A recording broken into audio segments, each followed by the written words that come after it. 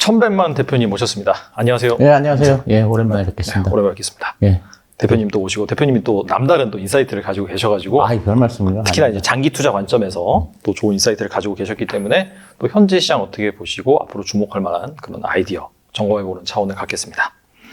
일단은 매크로 관점에서 이 이슈를 좀 잠깐 짚고 넘어가야 될 것 같긴 한데, 네. SVB 사태로 인해서 약간 금융 리스크가 네. 촉발이 됐는데, 일단은 정부라든지 그런 금융기관에서 잘 막긴 했어요. 막긴 했는데, 그럼에도 불구하고 약간의 여지는 지속적으로 그러니까요. 나오고 있는 것 예, 같긴 맞습니다. 하거든요. 최근에는 보니까 그 JP모건의 다이먼 CEO가 약간 이게 아직 100% 완화되지 않았다 이런 말을 하면서 또 한 번 빠지기도 했어요, 사실. 네. 그래서 이게 약간 서브프라임의 전조 증상이 아니냐 이런 쪽으로 해석하는 시각도 있는데, 그 주식시장 관점에서 어떻게 진단하시는지. 예. 네. 예, 저 결론부터 일단 말씀 드리고 설명을 드리자면, 이제 저는 그 주식시장을 당분간은 좋게 보고 있고요. 상반기까지는 좋게 보고 있습니다. 하반기는 좀 시간이 남아 있으니까 모르겠지만. 네네. 그래서 이제 저는 금융장세의 가능성까지 염두에 두고 있습니다. 예. 금융잔세라고 한다면 사실 약간 유동성이 풀리고 맞습니다. 예. 그러니까 이 금융장세라고 하면 이제 이런 경기 침체나 이런 거에 관계없이 주식시장이 이제 오른다는 얘기인데요. 제 말은. 그럴 가능성을 좀 보고 있는데요. 저는 지금 이 실리콘밸리 은행에 대해서 말씀하셨는데, 그 실리콘밸리 은행 사태가 터진 게 보니까 3월 10일이더라고요. 근데 그때 금요일인데, 그래갖고 이제 저는 주말에 토요일, 일요일 날 좀 걱정을 많이 했었습니다. 이게 문제가 좀 될까봐. 근데 월요일 날 새벽에인가 그 옐런 재무부 장관이 이제 예금자 보호를 전액한다고 발표를 했지 않습니까? 이제 그러고는 그 뉴스를 접한 다음부터는 저는 이제 좀 안심이 돼서 그다음부터는 크게 걱정을 안 했고, 그래서 이제 제가 조그맣게 개인 유튜브를 하고 있는데, 거기서는 이제 이 SVB 사태 때문에 주식이 빠지면, 매수를 해야 된다. 저는 그렇게 이제 말씀을 드렸었거든요. 그럼 이제 제가 왜 매수를 하라고 했는지, 이제 그 논리에 대해서 말씀드리면, 그 SVB 사태가 터졌을 때 이제 국채하고 금 가격이 이제 큰 폭으로 올랐었습니다. 그죠? 그래갖고 이제 신문이나 방송 이런 매체에서는 이제 그 은행 시스템 붕괴에 따른 안전자산 선호 심리 때문에 이제 국채 금이 이제 상승했다. 이렇게 이제 많이들 얘기를 했는데, 네. 근데 이제 저는 그게 아니고 금리 인하에 대한 기대감 때문에 이제 국채하고 금에 자금이 몰렸다. 그래서 이제 그 국채하고 금이 상승을 했다. 저는 이런 식으로 해석을 했습니다. 그러니까 SVB 사태가 터지면 이제 연준 입장에서는 이제 금리를 더 이상 올리기가 어렵고, 여기서 더 나가서 이제 금리를 올리는 건 물론이고 이제 언젠간 조만간 또 내려야 될지도 모른다는 이제 그런 기대감이 반영돼서 국채하고 이제 금 가격이 올랐다. 이제 이렇게 생각을 했습니다. 이제 왜 그렇게 제가 생각을 했냐면, 그 당시에 달러하고 비트코인이 같이 올랐습니다. SVB 사태가 터지고, 그 비트코인은 한 40% 가까이 올랐던 것 같습니다. 근데 이제 그러면 이제 이 현상을 놓고서 한번 생각을 해보면, 만약 정말로 안전자산 선호 심리 때문에 그러니까 금융 시스템 붕괴를 염려해서 돈이 이제 국채하고 금으로 몰렸다. 그러면 위험자산 중에 위험자산이 비트코인은 하락을 해야 되고요. 제가 보기에는. 또 안전자산의 대명사라고 할 수 있는 이 달러는 올라야 됩니다. 근데 이게 거꾸로 갔거든요. 이 사람들이 이제 그런 얘기를 할 수 있습니다. 은행 시스템이 문제가 되니까 대안적으로 비트코인에 관심을 가져서 비트코인이 올랐고, 또 달러 시스템에 대한 염려 때문에 달러가 떨어졌다고 볼 수 있지 않느냐. 그렇게 얘기를 할 수도 있거든요. 근데 이제 저는 그 말에 동의는 하지 않지만 어쨌든 그렇게 생각할 수 있습니다. 그러면 회사채를 봐야 됩니다. 회사채 만약에 진짜 이 은행 시스템 붕괴, 이게 염려가 돼가지고 이게 국채하고 금이 올랐다면 회사채는 떨어져야 되거든요. 그렇지 않습니까? 근데 그때 이렇게 회사채를 보니까 회사채가 올랐습니다. 이제 그렇게 됐습니다. 그래서 안전자산 심리 때문에 이제 국채하고 금으로 자금이 몰린 건 아니다. 이제 저는 그렇게 이제 생각을 했었습니다. 근데 이제 이게 어떤 식으로 하는 게 왜 이런 해석이 중요하냐면, 만약에 안전자산 심리 때문에 이게 국채하고 금으로 돈이 몰렸다 그러면 위험자산인 이 주식은 떨어진다는 얘기지 않습니까? 그러면 이제 주식을 팔아야 됩니다. 그렇죠? 근데 이제 만약에 제가 말씀드린 그런 이유, SVB 사태 때문에 금리 인하에 대한 기대감 때문에 국채하고 금으로 돈이 몰렸다. 그렇게 되면 이제 주식시장의 강세를 예측할 수 있습니다. 그죠? 그러니까 그러면 SVB 사태가 터졌을 때 조정을 받을 때 주식을 사야 되는 거죠. 그래서 이제 저는 금리 인하에 대한 기대감 때문에 이제 돈이 국채하고 금으로 몰렸다고 생각을 했고, 그래서 저는 이제 이 조정을 이용해서 이제 주식을 사야 된다. 이제 그렇게 말씀드렸던 겁니다. 그래서 이제 지금 이제 차트를 보시면, 그때 지금 이제 한 달간 나스닥 지수인데, 이때가 이제 제일 바닥에, 이때가 이제 SVB 사태 터진 딱 그때였거든요. 그러니까 이때를 바닥으로 해서 이제 그 후로는 계속 상승을 했었습니다. 그리고 이제 뭐 또 최근에는 이제 이게 좀 잠잠해지니까 뭐 도이치방크 또 얘기를 많이 하지 않습니까? 맞아요. 네. 그래서 이제 뭐 도이치방크의 CDS, 뭐 신용부도 수합이 크게 상승하면서 뭐 부도 위험이 증가했다 뭐 이런 그 기사들도 이제 신문에서 이제 보고 그랬는데 뭐 도이치방크는 규모가 실리콘밸리 은행하고 비교도 안 되게 엄청 크니까 이런 문제가 생기면 뭐 제2의 리만 사태가 터질 것이다 막 이런 얘기를 하고 그랬는데 근데 이제 CDS라는 게 이제 뭔지를 좀 파악을 하면은 사실 이런 말이 안 나온다고 생각을 하거든요. 그러니까 이제 CDS가 신용 부도 수합인데 사실상은 부도랑은 큰 관계가 없습니다. 뭐 잘 진행됩니다. 아시다시피. 그 CDS는 이제 주식과 마찬가지로 이제 금융시장에서 그냥 사고 팔 수 있는 그런 하나의 상품이지 않습니까? 그렇죠. 그러니까 이제 누군가가 그냥 프리미엄을 높이면 시장가가 그냥 그렇게 정해지는 겁니다. 그러니까 예를 들면 어떤 회사가 잘 돌아가고 있는데 무슨 이유에서인지 몰라도 누군가가 주식을 막 투매를 하면 주식이 떨어지지 않습니까? 그렇게 해서 주식이 떨어진다고 해서 그 회사의 그가 뭐 부도날 위험이 이렇게 증가하는 건 아니지 않습니까? 그렇죠. 사실상 논리적으로는 비슷한 거지 않습니까? 그래서 이제 도이치뱅크 재무제표를 제가 살펴본 건 아닌데 건전성에는 크게 염려를 하지 않아도 되는 그런 수준이라고 그러더라고요. 그래서 이제 제가 다시 말씀드리자면 일각에서 뭐 서브프라임 사태 초기 증상이라는 말에 뭐 이런 저는 이렇게 동의를 하지 않고요. 그냥 노이즈라고 생각을 합니다. 지금 시장은 이제 연준의 그 태세 전환에 의한 그 피봇 이거를 사실상 거의 기정사실을 하고 있고 그래서 주식시장이 강세를 보이고 있는데 그런 관점에서 제가 아까 말씀드렸듯이 저는 이제 금융장세의 가능성이 지금은 커졌다. 왜냐하면 유동성, 코로나 때 이제 풀렸던 유동성이 제대로 회수가 되지도 않던 상태에서 통화 인출하기도 어려운 상황이 됐기 때문에 이제 금융장세를 보일 가능성이 좀 커졌다. 이런 얘기를 하고 아까 말씀드렸듯이 이게 그 금융장세는 경기 침체하고는 관계없다. 예. 예. 코로나 때 그렇게 뭐 이렇게 그 주식이 많이 올랐는데 그게 무슨 경기가 막 좋아서 주식이 오른 건 아니지 않습니까? 사실 유동성 때문에 오른 거죠. 주가가 조정을 보일 때마다 매수를 해야 된다고 제가 한 작년 10월부터 계속 얘기했는데 그 입장은 저는 뭐 지금까지 변한 적은 없습니다. 예. 하반기에는 또 가봐야 알겠네요. 하반기는 아직 멀었기 때문에 또 무슨 일이 있을지를 모르기 때문에 예, 지금 예측하기는 좀 너무 멀지 않을까 그렇게 생각을 합니다. 알겠습니다. 일단 매크로 상황은 이 정도로 짚고 넘어가고요. 네. 그 다음에 영상에서 대표님께서 이제 올해 로봇과 AI는 주기적으로 약간 부각을 받을 것이다 라고 말씀하셨잖아요. 예, 맞습니다. 이게 사실 뭐 이거 같은 경우에는 아직 숫자가 막 제대로 찍히는 분야가 아니기 때문에 어떻게 본다면 약간 스쳐 지나가는 테마일 것이다라고 주장하는 분도 계세요. 맞습니다. 예, 네. 그렇게 볼 수도 있다고 생각합니다. 그래서 이제 그 이유가 무엇인지 말씀해 주시면 좋을 것 같아요. 예. 그러니까 AI와 로봇에 이제 접근하기 힘드신 분들이 다 똑같은 얘기 하십니다. 이게 숫자가 안 나오는데, 예, 사실 너무 겁난다. 이제 이런 얘기들을 많이 하십니다. 근데 이제 저는 어쨌든 그 AI하고 로봇이 이제 그 올해 가다시다를 반복하면서 이제 한동안은 상승을 계속 할 걸로 예상을 했고, 근데 지금은 2차전지 관련주도 좋지 않습니까? 그러니까 이제 AI 로봇 2차전지가 당분간은 계속 가다시다를 반복하면서 상승을 할 것이다. 이렇게 예상을 합니다. 근데 이제 어떤 테마가 형성이 되면 그 테마가 지속 가능한지 가능하지 않은지는 저는 그 판단 기준은 미래라고 생각을 합니다. 애매한 어떤 그 미래가 애매한 경우는 그냥 일회성 테마로 끝나고 미래가 어느 정도 확실한 경우, 확실히 보이는 경우는 지속성이 있다고 생각을 합니다. 제가 그래서 예를 들면 그 NFT 관련주가 이제 작년에 크게 상승을 했지 않습니까? 근데 저 같은 경우는 생각을 해봤을 때 NFT를 가지고 미래를 얘기하는 게 좀 애매하다는 생각을 그때 했었습니다. NFT를 가지고 어떻게 실적을 낼 것인지, 또 어떻게 이거 큰 매출을 낼 것인지, 사실 이게 각도가 잘 나오질 않았습니다. 그래서 이런 경우는 이제 저 같으면 테마의 지속성에 좀 의심을 해보는 경우고요. 근데 이제 명확히 미래가 보이는 경우는 좀 다르다고 생각합니다. 그러니까 미래의 성장성이 확실한 경우, 이런 경우에는 지금 실적이 좀 나오지 않아도 그 테마에는 연속성이 있다. 저는 그렇게 생각을 합니다. 로봇 같은 경우가 이제 미래가 확실히 보인다고 저는 그렇게 생각을 하거든요.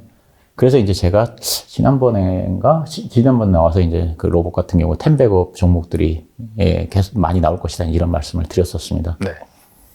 이제 경쟁력 있는 AI하고 이제 로봇 관련주에 대해서 이제 한 종목씩만 제가 말씀드리면 저는 이제 AI 관련주 중에서 이제 저 루닛을 꼽고요. 루닛이요? 예. 루닛은 약간 의료 관련. 의료 그쵸? AI입니다. 근데 이제 아마 달란트에 와서도 제가 한 2번 정도 루닛에 대해서 간단히 말씀을 드렸던 것 같습니다. 네. 루닛의 제품이 이제 두 가지가 있는데 하나는 루닛 인사이트, 하나는 루닛 스코프 이렇게 됩니다. 근데 루닛 인사이트에 대해서 이제 먼저 말씀을 드리자면 루닛 인사이트는 이제 암을 진단하는 솔루션입니다. 간단히 말씀드리자면 지금은 엑스레이를 이용해서 이제 폐암이나 유방암 이런 거를 이제 그 진단을 하는데 이게 이제 암 초기라든가 또는 다른 장기에 가린 경우에는 이렇게 보이질 않아서 오진하는 확률이 굉장히 높다 그럽니다. 근데 이게 그냥 그 가끔 일어나는 현상이 아니고 이런 오진 확률이 굉장히 높다 그럽니다. 예, 아주 빈번하게 나타나는 현상이라고 그럽니다. 그래서 그 초기 폐암이라든가 뭐 유방암 이런 분들이 오진을 받아서 한 2년 후에 다시 가면은 이미 3기까지 이제 암이 발전이 돼서 그때는 손을 쓸 수 없는 이런 그 현상이 많이 나오는데 그래서 이제 그 루닛 인사이트는 이제 AI를 이용해서 이제 이런 그 초기암을 발견하는 역할을 하는데요. 이 루닛 인사이트의 사업 모델은 현재 의사들이 이런 엑스레이 사용하는 엑스레이 장비에다가 루닛 인사이트를 탑재해서 이제 판매를 하는 겁니다. 근데 이제 루닛은 GE 헬스케어라든가 후지츠라든가 무슨 뭐 후지필름 이런 글로벌 탑 그 의료기기 회사들하고 협업을 하는데요. 그러니까 이런 글로벌 회사들이 장비를 팔면 그 안에 루닛 인사이트가 디폴트로 자동으로 깔리게 되는 그런 시스템입니다. 근데 이제 이게 왜 굉장히 강력한 해자가 되냐 하면 이런 글로벌 기업들은 그 하나의 AI 그런 그 제품만 선별을 해서 그 굉장히 테스트를 이렇게 많이 해서 하나만 선택을 하게 됩니다. 그러니까 예를 들면 무슨 그 어떤 그 노트북을 사게 되면 OS 시스템은 윈도우 하나만 깔리지 윈도우 시스템, OS 시스템이 여러 개가 깔리진 않지 않습니까? 그러니까 마찬가지로 디폴트라고 하는 것은 어떤 제품이 들어가면 거기 하나만 깔리는 거지 않습니까? 근데 그거를 갖다가 이제 여러 테스트를 통과해서 전 세계 글로벌 그 의료기기에 루닛 제품이 다 들어갔거든요. 그러니까 저는 이것이 이제 이 얘기는 뭐냐면 경쟁사 제품은 들어올 수 없다는 얘기가 되는 거죠. 그러니까 이제 이게 굉장한 전 해자가 된다고 생각을 하고요. 그래서 이제 제가 요걸 보시면 루닛 요거 이제 홈페이지에서 갖고 온 거거든요. 며칠 전에 나온. 네. 이 보시면 작년 6월에 전 세계에서 500개 의료기관이 루닛을 사용했는데 불과 4개월 만에 1000개로 늘어났고요. 5개월 만에 2000개로 늘어났어요. 와, 성장 속도 엄청 빠르네. 네, 성장 속도가 이게 엄청난 성장 속도입니다. 야. 그래서 이제 제가 이게 성장성이 있다는 걸 말씀드리는 건데요. 근데 이제 루닛의 진짜 차별점은 이 루닛 인사이트가 아니고 루닛 스코프라는 제품입니다. 이 루닛 스코프는 AI 의료기업 중에서 사실 루닛만 할 수 있는 현재는 이제 그런 제품인데요. 이게 그 루닛이 개발한 영상 바이오 마커입니다. 그래서 이제 제가 한 신문 기사를 하나 갖고 왔어요. 설명을 좀 드리려고. 이게 보면 이제 AI 기반한 암 진단 치료 솔루션 완성 뭐 이렇게 해가지고 나와 있는데 아마 이거 보셔도 무슨 얘기인지 모르실 거예요. 아마 뭐 보면 대상 환자의 PD-L1 검출률이 20% 향상된 것으로 나타났다. 뭐 이렇게 나타나는데 사실 이거 뭐 무슨 얘기인지 잘 모르실 거예요. 그래서 그냥 이해를 못하고 넘어가는데 이제 사실 루닛에 대한 투자자라면 이제 요거를 좀 알아야 될 것 같아서 제가 이제 한번 열심히 공부를 해봤습니다. 그래갖고 이제 저는 이거 혼자 공부를 했기 때문에 아마 좀 틀린 부분이 있을 수도 있어요. 전문가가 보시면 이제 그런 부분들은 좀 이해를 해주시고요. 근데 자, 우리 면역세포 중에 이제 몸에 T세포가 이렇게 있지 않습니까? T세포는 비정상 세포를 공격해서 죽이는 그런 역할을 합니다.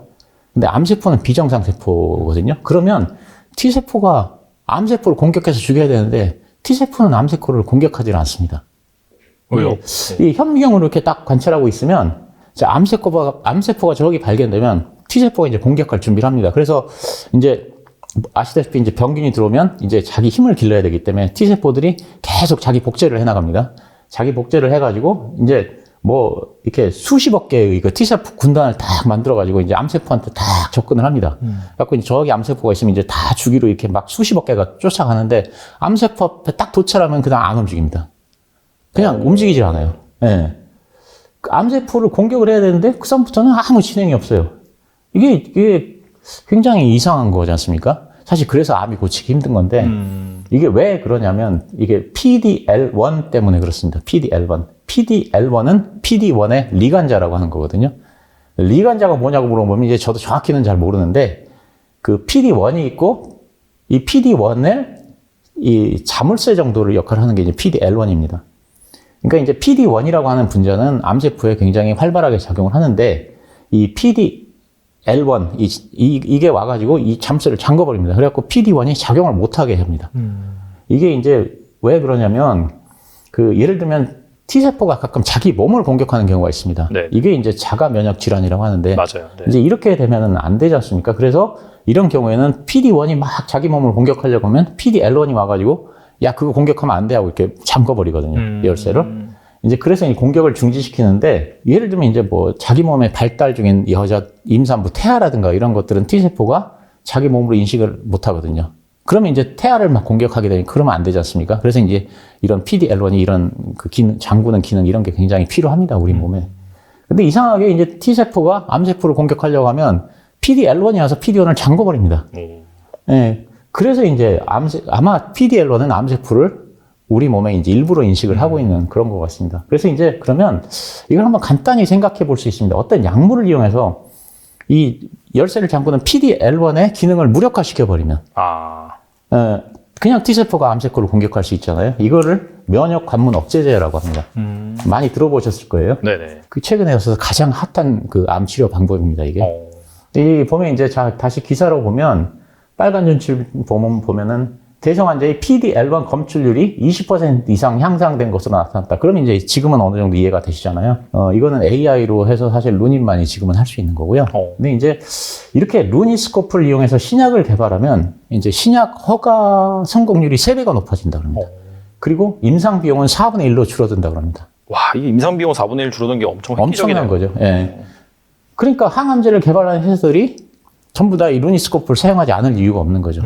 그러면 이제 임상을 하게 되면 이 루닛은 이것도 돈 받고 파는 겁니다. 어쨌든. 그죠? 임상을 하는 회사들한테. 근데 만약에 어떤 회사가 이렇게 루닛스코프를 이용해서 임상을 하고 FDA 승인을 받게 되면 이제 그러면 허가가 나지 않습니까? 그럼 나중에 이 약을 판매할 때는 반드시 루닛스코프를 사용해야 됩니다. 왜냐하면 이걸 같이 사용해서 승인을 받았기 때문에 처방을 할 때도 반드시 루닛스코프를 이용해서 처방을 해야 됩니다. 그러니까는 매출이 굉장히 많이 늘어나겠죠. 자, 그러면 한번 생각을 해보면 앞으로도 수많은 제약회사들이 항암제를 개발할 거고 FDA 임상을 할 거고 그러면 이제 성공 가능성을 높이고 임상 비용을 줄이기 위해서 루닛스코프를 사용을 할 텐데 그럼 인성에 성공하면 이 약을 처방할 때는 또 반드시 루닛스코프를 사용해야 됩니다. 그리고 또 루닛스코프는 신약에만 적용되는 것도 아니고 현재 이제 이미 기존 약에도 또 사용될 수가 있습니다. 그래서 이제 루닛스코프를 사용하면 이제 기존 환자들 같은 경우에 이 항암제가 어떻게 작용할지를 AI를 통해서 미리 알 수가 있습니다. 그래서 이제 SK증권 보고서를 보니까 루닛스코프가 향후에 이 루닛스코프만 가지고 1조 원 이상의 매출이 예상된다고 이렇게 얘기를 했습니다. 루닛스코프로만 그렇다는 얘기가 아까 루닛인사이트는 또 다릅니다. 그럼 한번 생각을 해보면 현재 이 회사 매출이 150억입니다. 와, 그러면 그것만 해도 거의 한 100배 가까이 성장하네. 7, 8년 후에 이게 1조 이상의 매출이 나는 회사인데 더구나 루닛은 소프트웨어 기업입니다. 이 뭐 제조 원가가 없습니다. 그러네요. 네, 영업이익이라면 90%는 될 겁니다. 그러면 이 7, 8년 후에 주가가 얼마나 올라가 있을지를 한번 상상해 보시라 제가 이런 말씀을 드립니다. 그래서 제가 AI 기업으로 루닛을 말씀드리는 거고요. 아까 말씀드렸듯이 근데 이 설명은 오류가 있을 수도 있습니다. 저 혼자 공부한 거기 때문에. 근데 이제 뻗뜩 바로 궁금한 게 뭐냐면은 그런 것 같아요. 그렇게 이제 부가가치가 높은 시장이고 그 정도로 성장을 하면 분명히 이제 경쟁자가 진입을 하기 위해서 들어올 텐데 네. 진입 장벽이 그렇게 높을까? 뭐 일단 이 기술에 대해서 명확히 알 수가 없으니까 사실. 네, 현재로서는 이게 그러니까 이 루닛이 아까 말씀드렸듯이 이런 그 루닛 인사이트 예를 들면 그 엑스레이를 통해서 뭐 암을 발견하고 뭐 이런 것들은 아직 많은 경쟁자들이 있습니다. 물론 있어도 그 중에서도 루닛 기술이 이제 가장 좋기 때문에 이제 글로벌 회사들이 이제 루닛 제품을 채택을 했고요. 루닛 같은 경우는 이런 대회들이 많이 있는 모양입니다. 거기 뭐 구글도 참여하고 마이크로소프트도 참여했는데 그런 글로벌 빅테크 기업들을 다 이기고 루닛이 압도적으로 1등을 계속 했습니다. 네, 사실 그래서 현재로서는 이 기술력은 있는 것 같고 근데 이게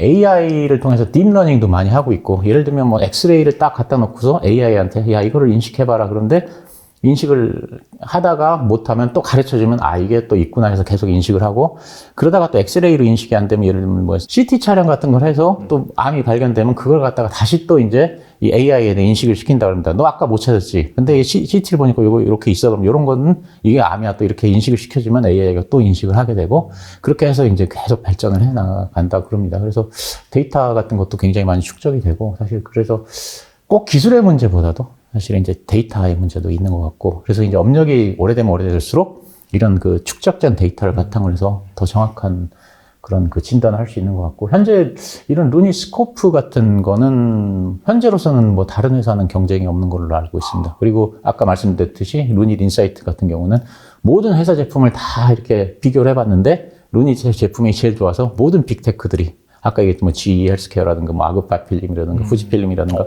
이런 데가 다 루닛 제품을 채택을 했는데, 일단 채택을 하게 되면 사실 이제 이게 해자로 작용을 하게 되죠. 네. 그리고 이제 로봇에 대해 잠깐 말씀드리면, 아까 이제 말씀드렸듯이 로봇 기업에 투자를 하지 못하는 가장 큰 이유가 제대로 된 매출이 없지 않느냐, 뭐 이런 거지 않습니까? 근데 시가총액은 엄청나게 올라와 있다. 맞아요. 그래서 이제 투자를 하기 힘든데, 사실 이런 말씀 저는 당연히 충분히 이해하고요. 이제 그러면 실적에 보이는 로봇 기업을 찾아보면 됩니다, 사실. 근데 그래서 이제 아마 이제 진행자님도 잘 아시는 기업일 텐데, 오늘 이제 큐렉소라는 그 로봇 기업을 잠깐 소개를 해드리면요.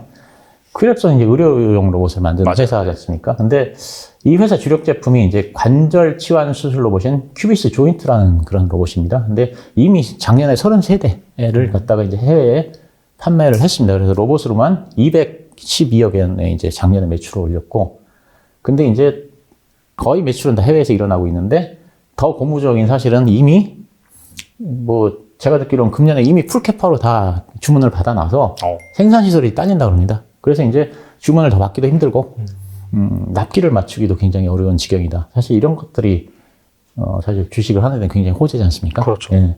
근데 이제 의료용 수술 로봇은 두 가지로 이제 나눌 수가 있습니다. 첫째는 로봇 팔이 막 자기가 스스로 움직이면서 알아서 이제 막 이렇게 뼈를 깎는 게 있고요. 두 번째는 이제 의사가 이렇게 드릴을 쥐고 있으면 로봇이 지시를 하는 겁니다. 이쪽으로 움직여라, 저쪽으로 움직여라. 그러면 이제 의사가 그거에 따라서 이제 맞춰서 움직이는 게 있는데요. 우리가 통상적으로 의료 로봇이라고 하면 첫 번째, 스스로 자기가 알아서 하는 로봇을 생각을 많이 하는데, 실제로는 모든 로봇은 다 두 번째라고 합니다. 지금 이 인공관절 수술 로봇 세계 1등에서 3등까지가 다 의사한테 지시를 하는 시스템입니다. 여기로 움직여라, 저기로 움직여라. 그러다 보니까 사람이 하다 보니까 이제 오류가 많이 생기고요. 뭐 전날 또 술 먹고 수술하고 이러면 또 실수를 하게 되고. 그렇죠. 그렇지 않습니까? 근데 이제 유일하게 큐렉스 로봇은 그렇지가 않습니다. 큐렉스 로봇은 로봇이 알아서 다 수술을 해줍니다. 그래서 실수가 없습니다. 그래서 여기 이제 제가 표를 하나 갖고 왔는데, 홈페이지에서 여기 잘 보이실지 모르겠는데, 이게 이제 그 전부 경쟁 제품, 메이저 경쟁 제품인데, 이게 제가 그 빨간 줄을 네모친 칸을 보면은 오토매틱이라고 큐렉스는 돼 있지 않습니까? 나머지는 다 패시브. 나머지는 다 패시브입니다. 그러니까 나머지 이 경쟁 제품들은 다 손으로, 그러니까 의사한테 지시를 하면 의사가 손으로 깎아야 되는 거고요. 근데 큐렉소는 자기가 알아서 깎습니다. 그러니까 사실 이게 이제 큐렉소 제품의 첫 번째 경쟁력이고요. 두 번째 장점은 이제 오픈 플랫폼을 큐렉소가 가지고 있다는 겁니다. 글로벌 경쟁사들은 그 임플란트 회사가 이 수술 로봇 회사를 자회사로 갖고 있는 형태들입니다. 그렇기 때문에 자기 제품만 사용할 수 있습니다. 이 로봇이. 그 타사 제품들하고 교환이 안 되는데, 큐렉소 제품은 뭐 미국, 뭐 영국, 뭐 인도 이런 그 모든 주요한 인공관절 임플란트 제품하고 다 호환이 됩니다. 그래서 이제 확장성이 크다는 말씀을 드리는데, 근데 이게 왜 강점이냐면, 예를 들면 이제 글로벌 인공관절 임플란트 회사 중에 이게 굉장히 큰 회사인데, 메릴 헬스케어라는 회사가 있습니다. 근데 이 회사는 수술용 로봇 제품이 없어요. 그러니까 근데 이제 경쟁사들은 전부 다 그 임플란트 경쟁사들은 다 자기네 수술 로봇이 있어가지고 자기네 제품만 사용을 하게 되거든요. 근데 이 메릴 헬스케어라는 데는 자기네는 로봇이 없으니까 자기네 거를 사용할 수 있는 어떤 그 로봇이 없는 거예요. 근데 오직 이 큐렉소 제품만 그 호환성이 있기 때문에 자기네 거하고 맞는 겁니다. 그러니까 이제 이런 글로벌 회사가 알아서 영업을 다 해줍니다. 왜냐면 자기네 임플란트 제품을 팔아먹으려면 이제 큐렉소께 팔려야 되지 않습니까? 그렇게 해서 이제 제품을 판매해주고 이제 이렇게 하거든요. 그래서 큐렉소는 제가 지난달인가 제가 아마 한번 제 홈페이지에서 이게 분석을 해서 올렸는데, 그 후로 좀 올랐는데, 근데 이제 아마 조정을 보인다면 좀 관심을 보이고, 그러니까 숫자가 너무 로봇이 안 나와서 이게 도저히 접근하기 힘들다, 이런 분들은 사실 이런 기업은 숫자도 나오고 이미 오더도 많이 나와 있고 굉장히 성장성도 큰 회사여서 한번 관심을 가져보면 좋지 않을까 이런 생각을 합니다.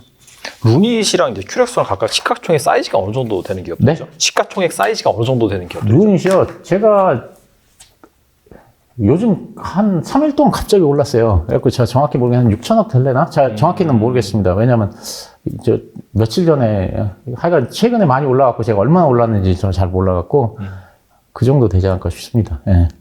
그 약간 어느 정도 중형 기업보다 조금 작은 사이즈, 1조 미만. 1조 미만입니다. 네, 1조 네. 미만의 기업이기 때문에 그런 것도 좀 잘 아시고 네. 좀 투자를 하시는 게 중요할 것 같아가지고. 네. 네.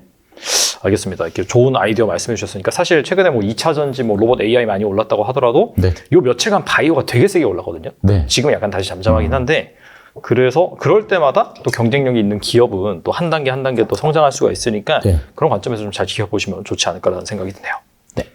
사실 한 작년 말 그때 좀 핫했어요. 뭐냐면 중국 리오프닝 때문에 핫했는데 바로 엔터라든지 미디어. 엔터 같은 경우에는 그 이후에도 약간 경영권 분쟁 그 이슈 때문에 네. 계속해서 올랐다가 최근에는 약간 좀 주춤하고 있어요. 근데 이제 전반적으로 그런 업계 전문가라든지 그다음에 주식 전문가들 분들한테 물어봐도 엔터랑 미디어 이런 거 같은 경우에는 우리나라가 그래도 세계 1등을 할 수 있지 않을까라고 맞습니다. 생각하시는 분들이 많아요. 근데 이제 대표님께서 네. 또 영화도 직접 만들어 보셨고 네. 그쪽에 또 몸담고 계시다 보니까 네. 약간 그런 관점에서 이쪽 좀 K-팝, 엔터라든지 미디어 주식은 어떻게 보시는지 궁금합니다. 글쎄 말입니다. 그 SM 같은 경우는 이제 작년에 여러 회사가 붙어 있는 건 알았었는데, 사실 제가 이렇게 그 경영권 경쟁이 핫할지는 몰랐어요. 사실 저는 작년에는 그 일본의 에이벡스가 SM을 살려고 했었어요. 아, 그랬어요? 네, 그래가지고 저는 거의 에이벡스 쪽으로 기울어진다고 생각을 했었습니다. 그러고 나서 이제, 왜냐면 그때 잠깐 이게 돌아가는 상황을 보니까 저는 개인적으로는 에이벡스 쪽이 유리하다 이런 생각을 했었거든요. 근데 이제 어쨌든 결과적으로는 이제 카카오 쪽으로 하게 됐는데, 그때 경영권 문제는 생각을 했으면 그때 주식을 좀 샀어야 되는데, 그건 또 생각을 못 했습니다. 네. 근데 이제 자기가 몸담고 있는 산업이 이제 단점이 사실 잘 보이지 않습니까? 그렇긴 하죠, 사실. 네, 네. 매수를 잘 안 하게 되는데. 근데 일단 첫째로 저는 일단 제가 말씀드리는 거는 사실 단기적으로는 저도 모르고 사실 아무도 모르기 때문에 약간 저는 항상 모든 주식을 다 장기적인 관점에서 좀 말씀을 약간 그 긴 텀을 두고 말씀을 드리는데요. 저는 일단 영화 드라마 제작사에는 일단은 관심을 안 갖습니다. 아, 그래요? 네, 일단은 여러 가지 있지만 우선은 이제 영화나 드라마 제작사는 보이지 않는 비용이 너무 많이 들어갑니다. 영화나 이제 드라마 한 편을 만들면 사람들이 그 만들어진 것만 보는데 실제로는 만들어지지 않은 게 훨씬 더 많습니다. 아, 투자를 해서요? 예. 예를 들면 이렇게 제작사에 따라 다르겠지만 아마 평균을 내본 건 아니지만 한 6편 만들면 그 중에 하나나 될까? 저는 그렇게 생각을 하거든요. 6개를 열심히 개발하면 그 중에서 1개 정도가 영화나 드라마로 만들어진다는 거죠. 근데 이제 작품화되지 못한 것들 한 5개 이런 것들이 들어가는 비용이 사실상 매몰되는 비용인데 이 비용이 만만치가 않습니다. 작가료, 감독료, 진행비 이런 것들이 많이 들어가는데 이런 것들이 이제 결국은 회수를 할 수 없는 돈인데 재무제표에는 자산으로 잡히지 않습니까? 맞아요. 사실 이제 그래서 사실 재무제표도 이런 회사들은 좀 믿기가 어렵고 그렇습니다. 실제로는 이제 재무제표보다 손실이 더 훨씬 큰 상태가 되는 거고요. 그리고 이제 또 어떻게 해서 만들었다 영화나 드라마 그럼 한편으로 벌어들일 수 있는 수익은 또 굉장히 한정적입니다. 해외 사실 수출을 사람들이 많이 얘기하는데 해외 수출도 해외 수출로도 회수할 수 있는 자금이 굉장히 한정적이거든요. 이제 예를 들어서 이제 영화를 하나 말씀드리면 이제 해외에서 가장 잘 팔리는 영화는 액션 영화인데 지금은 이렇게 제작비가 올라가지고 아무리 적게 들어도 홍보비하고 제작비 합치면 100억 원 들어가거든요. 그럼 이런 액션 영화 같은 게 해외에서 수출해서 받을 수 있는 돈이 기껏해 한 15억 정도 됩니다. 네, 진짜 기껏해요. 그리고 이제 이건 액션이기 때문에 잘 팔리는 거고 무슨 코미디라든가 드라마, 멜로 이런 드라마류들은 사실 10억도 넘기 굉장히 힘들거든요. 한 5, 6억 이렇게. 어떤 영화나 드라마를 만들었다고 해도 사실 어떤 수익 자체가 굉장히 한정적이기 때문에 사실은 저는 그래서 이런 제작사 쪽에는 관심을 갖지 않고요. 참고로 영화 중에서 해외 수출 기록을 갖고 있는 거는 제가 만든 영화. 아, 그래요? 네, 800만 달러 이상 수출을 했는데 이게 얼마나 이례적이냐면 그래서 영화계에서는 이거는 아마 앞으로 100년 동안은 깨지지 않을 기록일 거다. 사실 이런 얘기들을 합니다. 네, 농담 반 진담 반으로. 근데 제목이 뭔지 여쭤봐도 돼요? 그럼요. 그때 배용준 씨 나왔던 매출 가지고. 네. 네. 그 당시는 이제 제작비도 그렇게 쌌었는데, 제가 정확히 기억은 안 나는데, 제작비가 그 당시 아마 한 40억 정도 들어가고, 홍보비 한 20억에서 한 60억? 근데 이제 사실은 국내 개봉하기도 전에 이미 BP가 넘은 상태였죠. 그때. 아. 예. 근데 이제 자, 두 번째는 이 연속성이 없다는 겁니다. 이제 어떤 제작사가 영화나 드라마를 딱 만들었으면 히트를 쳤다고 하겠습니다. 그러면 그 다음 작품도 히트를 치느냐, 그건 완전히 별개라는 거죠. 사실 그래서 예를 들면 이제 그 김지현 대표가 이제 오징어 게임이라는 드라마를 맞아요. 만들었지 않습니까? 네네. 그래서 큰 히트를 쳤는데, 그럼 다음 작품을 만들 때 이 오징어 게임의 성공이 그 다음 작품의 성공 가능성을 굉장히 높여주느냐? 그렇지 않고 완전히 별개거든요. 아. 근데 이제 사업이라는 게 사실 제품의 연속성이 있어야 하지 않습니까? 예를 들면 삼성전자가 뭐 64K 램을 만들면 그걸 기반으로 1메가 램을 만들고 그걸 기반으로 4메가를 만들고 막 이렇게 나가야 되지 않습니까? 근데 이제 컨텐츠는 사실은 그게 없는 거죠. 그래서 저는 이제 영화나 드라마 제작 과정 회사들은 그래서 이제 투자 매력이 없다고 생각하고, 사실 이런 회사들은 저는 사실 이런 컨텐츠 회사들은 상장을 하면 안 된다는 생각을 저는 개인적으로 갖고 있습니다. 그래서 그래서 드라마나 영화가 히트를 쳤다고 해서 그 프로덕션 주식을 사는 거는 저는 좋은 방법은 아니라고 생각하고요. 그다음에 이제 이것도 이제 엔터의 일종이라고 볼 수 있는데, 메타버스라고 해서 한참 부각되는 그 비주얼 이펙스, VFX 회사들, 시각 효과 관련 회사들, 저는 이런 회사들에도 이제 사실 관심을 갖지는 않거든요. 그 시각 효과 관련 회사들은 전형적인 레이버 인텐시브, 노동 집약적인 그런 회사입니다. 그래서 흑자를 내기가 굉장히 어려운 구조로 되어 있습니다. 뭐냐면 이런 회사들이 1년 내내 그 풀캐파로 물량을 받기가 어렵거든요. 근데 이렇게 그 인력은 굉장히 많습니다. 매출에 비해서. 그래서 예를 들면 11개월을 열심히 일하고 한 달만 놀아도 적자가 나는 그런 구조거든요. 예, 그런 구조거든요. 그래서 메타버스, 시각효과해서 그 VFX, 비주얼 에펙스 회사들 주가가 막 오르고 하는데, 저는 이런 회사들은 큰 관심을 갖지 않고요. 그리고 K-팝은 당연히 영화나 드라마보다는 100배 낫다고 생각하고요. 예, 수익 모델도 확실하고, 제작사 노하우도 내부적으로 지속적으로 쌓여가고, IP도 많이 쌓여가고, 기업적으로 면모도 확실히 있다고 생각하고, K-팝이 이제 글로벌화 되면서 성장성도 있다고 생각하고, 그리고 이제 뭐 또 이게 리오프닝 되고 이러면서 뭐 콘서트도 하고 막 이러면 또 여러 가지로 이제 또 이게 그 수익 모델들이 나올 걸로 생각을 하는데, 근데 이제 성장성은 분명히 있는데 얼마나 성장성이 있느냐는 사실 이제 그거는 판단하기 좀 어렵다고 생각하는 게, 예를 들면 어떤 제품이나 이런 거는 좀 판단할 수 있는데, 예를 들면 BTS 같은 세계적 그룹이 또 나올지, 나오면 또 어느 회사에서 나올지, 또 얼마나 자주 나올지, 이런 거를 예측하기가 사실 굉장히 좀 어렵지 않습니까? 그렇죠. 약간 게임 비즈니스랑 비슷한 거. 예, 맞습니다. 게임 비즈니스. 그래서 이제 그 투자 난이도가 굉장히 좀 높은 산업이다, 이제 이런 생각을 하고요. 근데 이제 만약에 그래서 이제 이런 K-팝 회사 중에서 관심을 갖는다, 그러면 이제 저는 그 플랫폼을 가지고 있는 회사가 유리하다,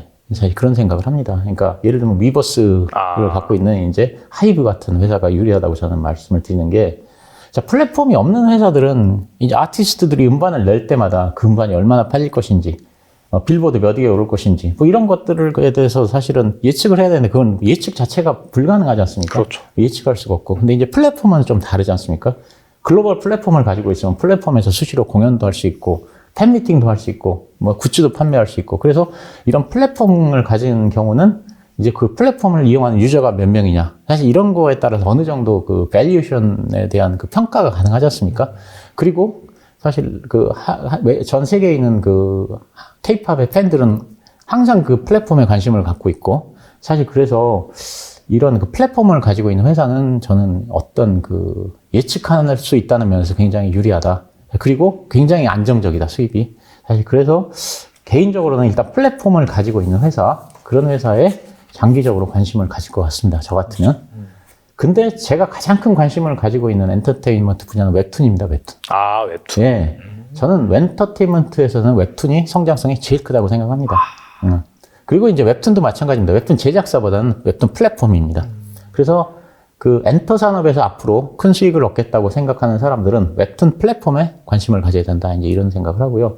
구체적으로는 예를 들면 뭐 샹장예정에 네이버 웹툰이 있고, 그 다음에 그 피코마가 있지 않습니까, 일본에서.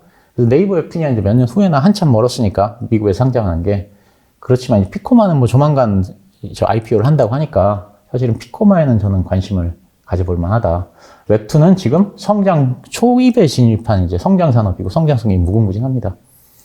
그 네이버 웹툰이 미국에서 상장을 하는 이유는 네이버 웹툰이 마블 엔터테인먼트와 같은 그 대형 프로덕션으로 키울 어느 정도 자신이 있거나 또는 의지 표현이거든요. 제가 이제 네이버 웹툰이 제2의 마블이 왜 제2의 마블인지는 제가 한번 여기서 말씀을 드렸으니까. 맞아. 되게 길게 말씀하셨어요. 옛날에 그거 영상을 궁금하신 분들은 찾아보면 되고요. 그래서 저는 개인적으로는 엔터테인먼트에서 이렇게 뭐 10%, 20%, 20%, 30% 말고 좀 큰 대박을 장기적으로 노리겠다 하시는 분들은 대형 웹툰 플랫폼에 관심을 가져봐야 된다. 이렇게 생각합니다. 근데 어차피 이제 그 핵심 경쟁력이라고 할 수 있는 거는 결과적으로 그 플랫폼에서 그런 괜찮은 웹툰이 계속해서 나와야 되는 거잖아요. 그래서 지금 영화나 드라마 제작사들은 그 웹툰 그 판권을 확보하기 위해서 사실 난리가 아닙니다. 그냥 이게 그 어떤 그 콘텐츠 제작사의 경쟁력은 얼마나 많은 웹툰을 가지고 있냐 이런 걸로 사실은 평가가 많이 됩니다. 그래서 이제 어떤 걸 하냐면 이 네이버 웹툰이나 이런 데다가 이제 그 웹툰을 다 보고서 네이버 웹툰에 접촉을 해서 이렇게 판권을 사는 게 아니고 그 네이버 웹툰에 이제 미리 접촉을 하면 이 내용을 유치로 하지 않겠다는 그 각서를 쓰면 미리 내용을 네이버 웹툰에서 제작사한테 보여줍니다. 네. 그럼 이제 그걸 보고서 이제 판단을 해서 미리 판권을 사는 거죠. 사실 이제 그런 식의 경쟁이 지금 굉장히 치열합니다. 그래서 이제 웹툰을 몇 개를 갖고 있느냐. 얼마 전이 아니고 작년이었나 제가 하이투자증권에서 난 보고서를 봤는데 쇼박스에 대해서 이제 굉장히 경쟁력이 있다는 그 매수 리포트를 내면서 제시한 근거가 웹툰 판권을 많이 확보했다. IP를 많이 가지고 있다. 예, 이거거든요. 예. 그래서 지금 생각해보면 뭐 대부분 다 히트를 치는 드라마나 영화들은 다 웹툰 기반이죠. 예. 그 웹소설이나. 근데 이제 이게 꼭 한국에서만 끝나느냐? 그렇지 않고 이제 이게 나중에는 할리우드의 영화나 드라마 제작의 기반이 될 가능성이 굉장히 크다. 왜 그렇게 생각하는지는 제가 지난번에 말씀드렸으니까 그 영상을 한번 참조해 보시면 될 것 같습니다. 약간 좀 근본적인 질문이긴 한데 네. 사실 우리나라가 애니메이션 강국은 아니었잖아요. 원래 네. 일본이 예. 애니메이션 강국이었고 근데 갑자기 웹툰 쪽으로 오면서 우리나라가 경쟁력을 갖게 된 이유가 있을까요? 그러니까 웹툰이 이제 미국 같은 데서 이런 네이버 웹툰 같은 예를 들면 꼭 우리나라 작가들만 그렇게 많이 이게 이름이 있는 건 아닙니다. 예를 들면 미국 작가들도 많은데 미국 작가들 같은 경우는 이제 미국에서 어떤 이게 그 창작 활동할 때 그냥 얼마 이렇게 딱 주는데 네이버 웹툰은 이제 그 기반을 굉장히 넓히기 위해서 사실 여러 가지 인센티브를 많이 준다 그럽니다. 그래서 사실 이제 미국이나 이런 데서 유명한 그런 아티스트들도 네이버 웹툰 쪽하고 계약을 많이 하는 사실 그런 현상이 계속 선순환이 나타나는 거죠. 네. 어떻게 보면 약간 플랫폼의 경쟁력이겠네요. 예, 플랫폼의 경쟁. 맞습니다. 예. 그리고 이제 이미 사실 이제 세계적으로 네이버 웹툰은 요즘은 숫자가 변했겠지만 제가 재작년인가 봤을 때는 전 세계 110개국 정도에서 1등을 하고 있다고 그랬거든요. 그리고 프랑스 같은 데서도 지금 이제 우리나라 업체들까지 경쟁이 붙었는데 그 NHN하고 뭐 네이버하고 카카오하고 이제 막 그 서로 지금 막 그 경쟁을 하는데 그 다운로드 순위를 보면은 그 엔터테인먼트 하여간 관여에서 거의 1등, 2등입니다. 그 내려받는 순위가. 그러니까 그 굉장히 그 남미에서도 선풍적인 지금 인기를 끌고 있고요. 사실은 전 세계적으로 웹툰이 뭐 자리를 잡아가고 있는 초창기. 사실 그래서 성장성은 굉장히 크다 이렇게 생각합니다. 이제 약간 좀 비트코인 관점에서 여쭤볼까 하는데요. 네. 앞서서 SVB 사태를 다루면서 거기서도 말씀하셨어요. 이게 터지니까 사실 위험 자산으로 인식되고 있는 비트코인 가격이 많이 올랐다고 말씀하셨는데 한 저점 대비로 한 60%, 70% 정도 네, 한 70% 올랐. 반등을 하고 난 뒤에 어느 정도 유지를 하고 있단 말이죠. 네. 근데 이제 앞으로 결과적으로 이 비트코인이 정말 바닥을 찍고 반등을 한 것이냐, 앞으로 얼마까지 올라간 것이냐 그런 관점에서 궁금한 점이 많은 것 같긴 한데 가장 중요한 이벤트로 보고 있는 게 이제 4년마다 반감기잖아요. 네. 비트코인 발행 개수가 절반으로 줄어드는 그게 이제 내년이란 말이죠. 그래서 약간 이걸 기점으로 오를 거라고 보시는지 궁금하거든요. 예, 저는 이제 뭐 비트코인을 제가 처음 한 게 비트코인이 제가 250만 원 할 때부터 샀던 것 같아요. 그럼 되게 빨리 진입하셨네요. 오래됐습니다. 그래서 그때부터 지금까지 사실 뭐 비트코인에 대한 믿음이 한 번도 흔들린 적은 없는데, 저는 이제 일단 오를 거라는 생각을 하고 있기 때문에 이제 제 포트에도 담아놨습니다. 근데 이제, 250만 원 할 때는 조금씩 샀어요. 그때 돈이 많이 딸릴 때여서. 근데 사기 시작했던 때가 이제 250만 원이라는 얘기지, 평단이 250만 원이라는 얘기는 아니고요. 근데 이제 비트코인이 사람들이 반감기가 되면 오른다, 뭐 이런 얘기를 하는데, 저는 비트코인이 반감기 때문에 오르는 건 아니고, 그 미국 대통령 선거 때문에 오른다고 생각을 합니다. 근데 이제 반감기하고 미국 대통령 선거가 항상 그 시기가 겹칩니다. 4년마다 한 번씩. 그러네요. 예. 4년이니까. 그래서 이 사실 이제 미국 대통령 선거 때문에 오르는데 사람들은 반감기 때문에 오른다 이렇게 생각을 하고 있다. 저는 개인적으로 그렇게 생각합니다. 그럼 미국 대통령 선거가 되면 왜 비트코인이 오르냐? 미국 집권당에서는 재집권을 위해서는 항상 주식시장을 상승시켜야 합니다. 그죠? 제가 이제 정확히 찾아본 건 아닌데 어디 보니까 주식시장이 하락을 했는데 대통령이 재선된 경우는 없다 그러더라고요. 아니, 정확한 건 아닙니다. 제가 어디 글을 봤습니다. 그리고 주식시장이 상승을 했는데 재선에 성공하지 못한 대통령은 뭐 트럼프가 유일하다든가 뭐 몇십 년 만에 처음 나왔다든가 이렇다 그러더라고요. 근데 이제 그것도 재선이 유력했지만 막판에 본인이 그 코로나에 걸리면서 그렇게 지지율이 뚝 떨어졌었으니까. 그렇죠. 변수가 있었죠. 코로나가. 그래서 이제 대선이 다가오면 바이든 정부는 이제 제 생각엔 통화 긴축을 완화해서 주식시장을 상승시켜야 됩니다. 그래야 트럼프의 당선을 막을 수가 있습니다. 그죠? 예. 근데 그리고 이제 뭐 누가 대통령이 될지 모르지만 누군가가 이제 대통령이 되면 항상 이제 첫 해에는 뭘 해야 되지 않습니까? 본인이 항상 경기를 활성화시키기 위해서 뭔가를 하려고 노력을 하지 않습니까? 작년에 영국 그 트러스 총리도 취임하자마자 뭐 이렇게 뭔가를 하려고 했고 그래서 이제 대규모 감세 정책을 했다가 그렇게 이제 그 국채 문제 막 터지면서 이제 그냥 거의 뭐 역풍 맞았죠. 예, 그래서 사임을 했지 않습니까? 네네. 이런 식으로 이제 취임 초기에 뭘 하려고 하면 또 반드시 통화 긴축을 완화해야 합니다. 그래서 유동성을 공급해야 됩니다. 그래서 보면 항상 대통령 선거가 있었던 그 해부터 그 다음 해까지 항상 비트코인이 최고점을 찍었었습니다.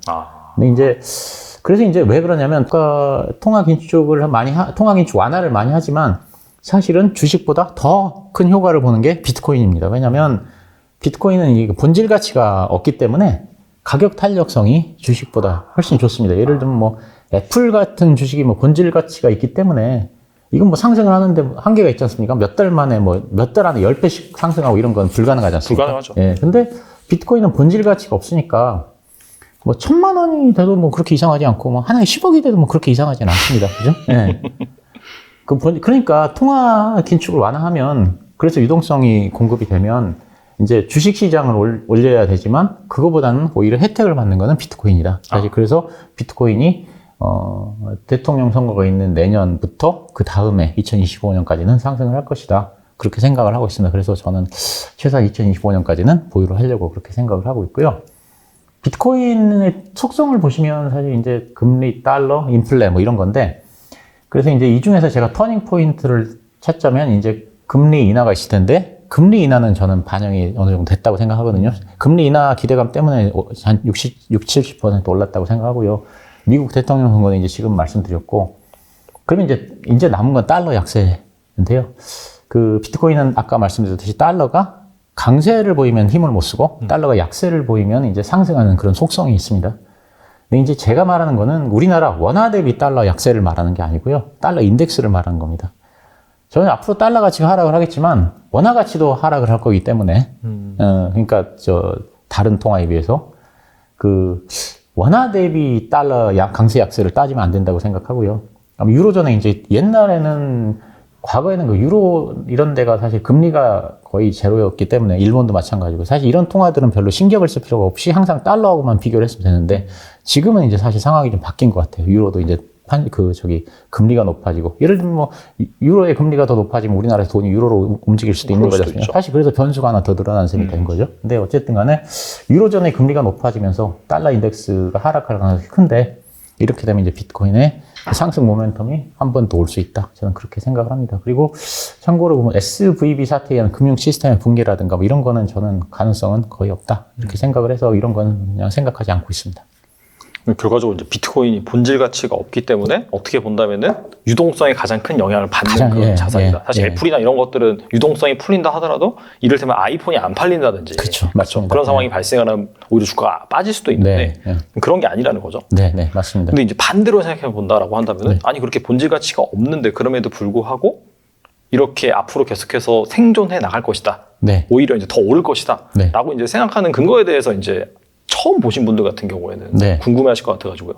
이제 그 근거라고 하는 게 사실 이제 그 새로운 자산이면 사실 그런 것들에 대해서 굉장히 의심을 하는데 비트코인은 사실 이미 이제 2009년 굉장히 오랫동안 생존을 해왔지 않습니까? 그렇죠. 사실 그러면서 이제 미국에서 이제 선물 거래도 되고 있고 또 그 선물 ETF도 상장이 돼 있고 사실 그래서 금융상품으로 이제 사실 어느 정도 인정이 돼서 제도권으로 반 이상은 들어온 것 같습니다. 저는 그래서 사실 제가 초창기 2017년 처음에 비트코인을 좀 샀을 때만 해도 이거 없어지는 거 아닌가 그런 걱정을 했는데, 이제 지금은 사실 그런 거는 걱정을 하지 않고, 그리고 제가 미국 입장에서도 이 비트코인을 없앨 수 있는 나라는 미국밖에 사실 없는데, 다른 나라들은 뭐 없앨 수가 없는데, 미국 입장에서도 이게 이제 계속 달러는 계속 풀어야 되고, 유동성은 계속 늘려야 되는데, 이게 지금, 그러면 이제 이대로 계속 늘리면 이제 인플레이션이 계속 문제가 되지 않습니까? 그러면 인플레이션이 발생이 안 되는 상태에서 이게 통화를 늘려야 되지 않습니까? 그러려고 하면은 가장 좋은 방법이 뭐냐면, 이런 이게 늘어난 유동성을 흡수해줄 자산이 필요합니다. 그러니까 사실은 그렇기 때문에 항상 인플레이션 발생 없이 이렇게 이게 달러를 발행량을 늘리려고 하면 자산을 계속 개발해야 합니다. 근데 마침 비트코인이라고 하는 새로운 자산이 생겨나서 상당 부분의 달러의 유동성을 흡수해주고 있는 상황에서 이걸 굳이 반대할 필요는 없지 않나. 사실 그런 생각을 하고요. 달러적인 측면에서도 굉장히 저는 많이 도움이 된다고 생각을 하는데, 예를 들면 지금 스테이블 코인 같은 경우도 이거를 갖다가 이제 스테이블 코인을 발행을 하면 하나 발행할 때마다 1달러씩을 이렇게 은행에 예치를 해야 되지 않습니까? 맞아요. 네. 그러면 이렇게 코인을 많이 발행하면서 1달러를 예치하게 되면 발행한 달러를 은행에 묶어두는 효과가 또 생기기 때문에 달러한테도 좋은 거고. 근데 이제 뉴욕주 같은 데서는 더 나가서 스테이블 코인 하려면 국채를 사라 막 또 이러거든요. 네, 국채로. 국채를 거기다 소화시키는 네, 그럼 국채를 거기다 소화시키면 미국 입장에서 굉장히 좋은 거죠. 사실 그래서 여러 가지 면에서 미국에서 이걸 어떻게 없앨 이유는 저는 없다. 그렇게 생각을 하고 있습니다. 어떻게 본다면 약간 자기네들 재정 적자 규모의 부채 한도라든지 내지는 달러 패권을 유지하기 위해서 하나의 약간 좀 반가운 수단일 수도 있겠네요. 도움이 된다고 저는 생각을 합니다. 그래서 미국에서 이걸 없앨 가능성은 저는 없다. 이렇게 생각하고 있습니다. 알겠습니다. 이렇게 새로운 시각으로 말씀해 주시니까 한번 귀담아 들으시면 좋을 것 같다는 생각이 들고요. 네. 그 다음에 이제 2차 전지가 사실 연초부터 정말 강하게 맞습니다. 오르고 있고 촬영하는 이 당일날까지도 엄청난 퍼포먼스를 보여주고 오늘도 있는데 올랐습니까? 오늘도 엄청 오르더라고요. 대표님께서 어떻게 보시는지 좀 궁금해요.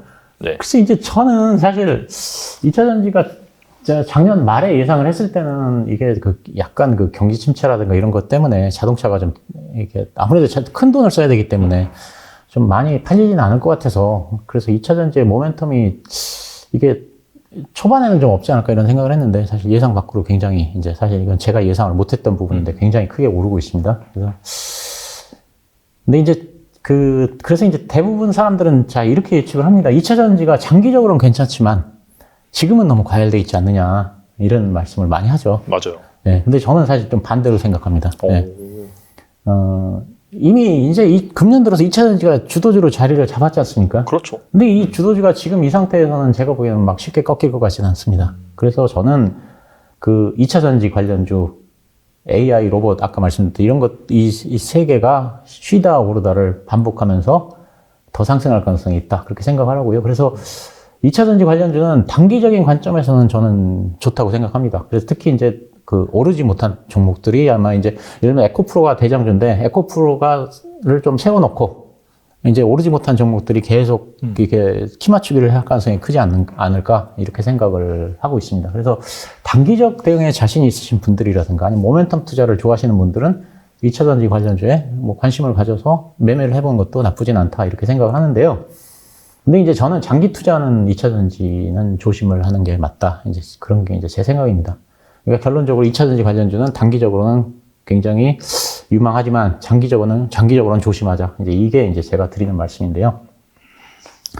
여러 가지가 이유가 있습니다. 제가 이제 2차 전지 장기적으로 제가 개인적으로 생각할 때는 좀 조심을 해야 되는 이유가 여러 가지가 있는데 그 중에서 이제 한 두세 가지만 이제 오늘 사실은 굉장히 많습니다. 근데 두세 가지만 말씀드리면 첫 번째는 이제 제가 생각하는 게 전기거든요. 전기. 이 전기차가 많이 보급되기 위해서는 전기가 충분해야 되지 않습니까? 당연한 얘기잖아요. 그렇죠? 근데 그렇게 많은 전기차에 앞으로 굉장히 많이 정말로 막 증권사에서 예측하듯이 그렇게 많이 전기차가 퍼지면 이 전기차에 충분히 전기를 공급할 수 있을까? 발전 시설이 충분할까? 사실 전기차가 굉장히 많이 보급되면 전기 수요가 엄청나게 늘어나는데 그 수요를 감당할 수 있을까? 저는 이게 근본적인 문제에 저는 주목을 합니다. 사실 전기차라고 하는 게요, 사실 리뉴어블 에너지, 그러니까 즉 재생 에너지를 풍부하게 사용할 수 있는 그런 국가에서만 의미 있는 규모로 퍼질 수 있다. 이거는 에너지 전문가들은 다 알고 있는 사실입니다. 다시 말씀드리지만 그 땅덩어리가 커가지고 그 밀도가 낮은 그 재생 에너지를 그 광활한 넓이로 커버할 수 있는 그런 나라에서만 전기차가 제대로 사실 보급될 수 있다는 얘기입니다. 예를 들면 미국, 중국, 호주 같은 나라들이고요. 이런 나라들을 제외하고는 전기차가 제대로 보급되기는 한계가 있습니다. 왜냐하면 그 전기 부족 때문에 그렇습니다. 이건 그냥 막연한 뇌피셜이 아니고 사실 전기가 부족한 거는 사실 명확한 사실이지 않습니까? 그래서 그리고 이제 미국, 중국, 호주 같은 나라도 전기차를 제대로 보급하기 위해서는 이제 이 끝없이 펼쳐진 이 커다란 그 땅덩어리에 대규모 태양광 설비를 끊임없이 해야 되는데 사실 이 미국이나 호주 같은 나라가 이걸 제대로 할까? 사실 그거는 이제 또 다른 문제입니다. 근데 중국은 이걸 잘하고 있고 저는 앞으로도 중국은 잘할 거라고 생각합니다. 근데 이제 미국이나 호주가 이런 대규모 투자를 계속 해나갈까? 이런 부분은 이제 한번 좀 생각해 봐야 될 문제고요. 근데 자, 우리나라로 다시 돌아와서 생각을 하면 우리나라 지금 여름만 되면 전력 부족하다고 난리지 않습니까? 그래서 뭐 나 4시, 2시부터 4시까지인가 이때는 뭐 에어컨도 틀자마자 막 이런 운동도 하고 막 이러는데 지금 이거 보시는 게 이제 전기 수요 관리 제도거든요. 이게 이제 뭐냐면 이게 이 프로그램에 가입을 하면 전기 공급이 부족할 때마다 정부에서 전기 사용 감축 명령, 전기 사용하지 말라 이렇게 명령을 내립니다. 네, 그러면 그때는 이 공장에서 전기를 사용하지 말아야 됩니다. 왜냐하면 이 프로그램에 가입했기 때문에. 그러면 정부에서 돈을 줍니다. 네. 그럼 왜 이 제도를 시행하냐? 우리나라의 전기가 부족하기 때문이거든요. 그럼 전기가 부족해서 뭐 폐쇄된 원전까지 다시 돌리나 막 이런 예 하는데 자 그러면 그 많은 내연기관차를 전기차로 대체하면 전기가 어디서 나냐 이거죠. 저는 전기가 뭐 하늘에서 떨어지는 건 아니지 않습니까? 근데 이건 우리나라의 문제만 아니고요. 일본도 전기가 모자라서 여름에는 똑같이 국민들한테 에어컨 사용을 자제하자 이런 얘기를 하고요. 근데 이제 우리나라나 일본같이 이렇게 국토가 작은 나라는 뭐 태양광, 풍력을 이런 거는 어림도 없고요. 아까 말씀드렸듯이 그런 리뉴어블 에너지는 그 에너지 밀도가 낮기 때문에 그 광활한 그 넓이로 커버를 해야 되는데 우리나라, 일본 뭐 이런 나라들은 그런 이렇게 넓이가 땅이 없지 않습니까? 우리나라, 일본뿐 아니고 유럽도 마찬가지입니다. 세계적으로 전기가 남아도는 나라는 없습니다. 그런데 이게 어떻게 그 전기를 대규모로 사용할까? 사실 이런 거에 의구심이 있거든요. 그 제가 이제 글을 하나 읽은 적이 있는데 이게 만약에 증권사에서 예상하듯이 그 정도 규모로 전기차가 이렇게 그 의미 있는 규모로 성장을 하기 위해서는 발전 용량이 현재보다 30%가 늘어야 된다고 합니다. 그러니까 발전소를 지금보다 30%더 지어야 된다는 얘기죠. 그렇지 않으면 전기가 모자라고 그래서 수시로 정전이 되고 냉장고 꺼지고 TV 꺼지고 블랙아웃 되고 근데 국민들이 이걸 견딜 수 있을까? 이게 쉽지 않은 문제라고 생각하거든요. 근데 또 발전소를 30% 지을 수 있을까? 사실 그리고 30%라는 것도 굉장히 보수적인 숫자라고 합니다. 그러니까 30%라고 하는 숫자가 뭐냐면 사람들이 다 입력해서 밤에만 뭐 이렇게 대부분 뭐 밤에 주로 충전하고 막 이런 거 낮에 맘대로 충전하고 그러면 30% 갖고도 또 모자란다 그러더라고요. 근데 우리나라가 그러면 발전소를 많이 질 수 있을까? 근데 지금 원전 하나만 짓는다고 해도 막 그냥 여기저기 데모하고 난리인데 어떻게 그렇게 발전容量을 늘릴 수 있을까? 사실 이런 거에 대해서 좀 회의적이고요. 근데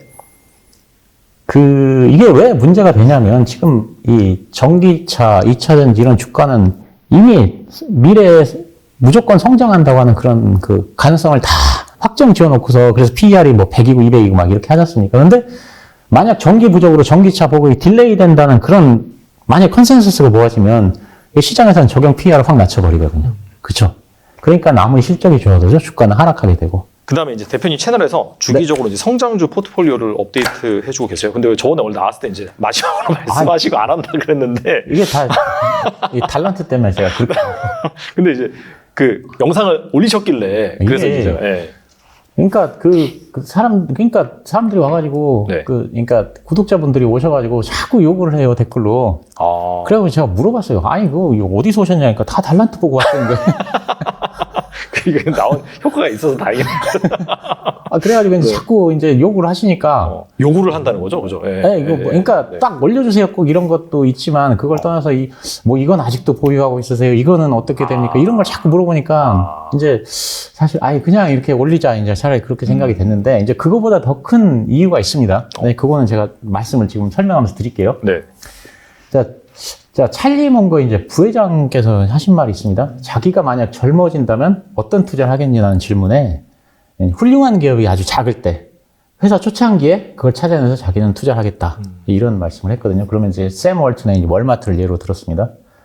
저는 이제 개인적으로는 생각을 했을 때 이것이 개인 투자자가 주식시장에서 돈을 벌기 가장 좋은 방법이라고 생각합니다. 제가. 그래서 이제 제 아이디어를 말씀드리자면 그 회사 초창기일 때 그 회사에 대해서 그냥 열심히 공부를 해서 그래서 이제 지금은 이제 초창기라 적자가 나고 빌빌대고 있지만 장래 성장성이 아주 뛰어나다고 생각하는 기업에 뭐 7, 8년 뭐 이렇게 장기 투자를 하는 겁니다.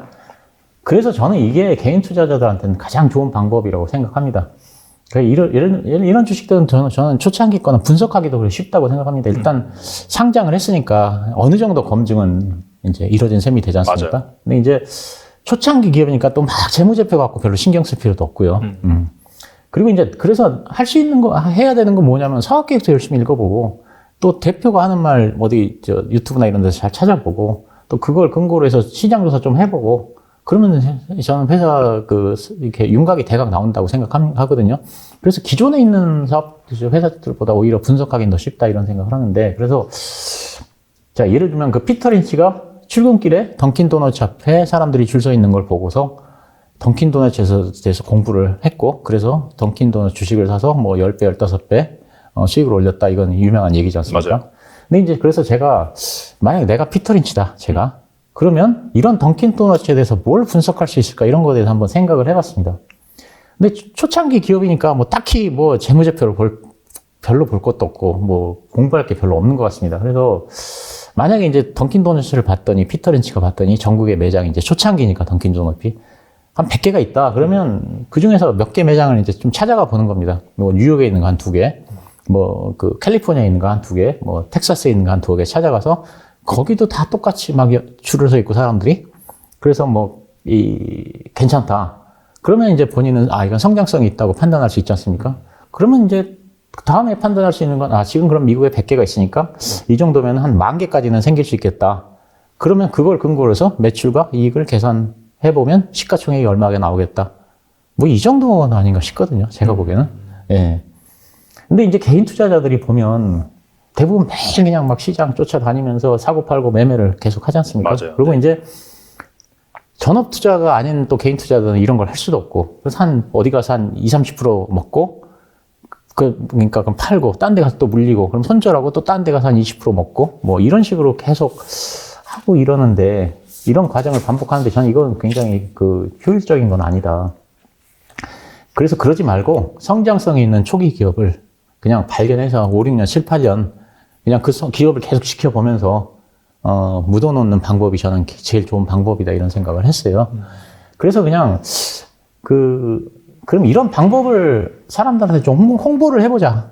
네, 제가 그런 생각을 했습니다. 왜냐면 이제 아까 말씀드렸듯이 개인 투자자들은 사실 이게 좋은 종목을 초기에 발견해서 그냥 장기로 놔두는 게 가장 좋은 방법이라고 제가 생각하기 때문에 그래서 이제 제가 작년 말에 한 5개 정도 기업을 갖다 이제 그 스타트업 기업 위주로 해서 뭐 몇 년 후면 한 10배 정도 저는 개인적으로 오를 거라고 생각했던 종목들을 이제 했지 않습니까? 근데 아까 말씀드렸듯이 이제 자꾸 와서 물어보고 이러니까 이제 그 공개를 그러니까 가끔씩 하게 됐는데 네. 근데 이제 이 방법의 가장 큰 걸림돌은 저는 인내심이라고 생각합니다. 그렇죠. 네. 인내가 없으면 절대로 할 수 없는 방법인데요. 그래서 제가 한번 생각을 했는데 그럼 옆에서 제가 인내심을 좀 가질 수 있도록 도와줄 수 있는 방법이 뭐가 있을까? 사실 이거를 좀 한번 고민을 해봤거든요. 그래서 그냥 차라리 제가 옆에서 제가 큰 영향력 있는 사람은 아니지만, 어쨌든 제가 그걸 가끔 또 올려주고 해서 저도 이런 식으로 투자를 같이 하고 있다.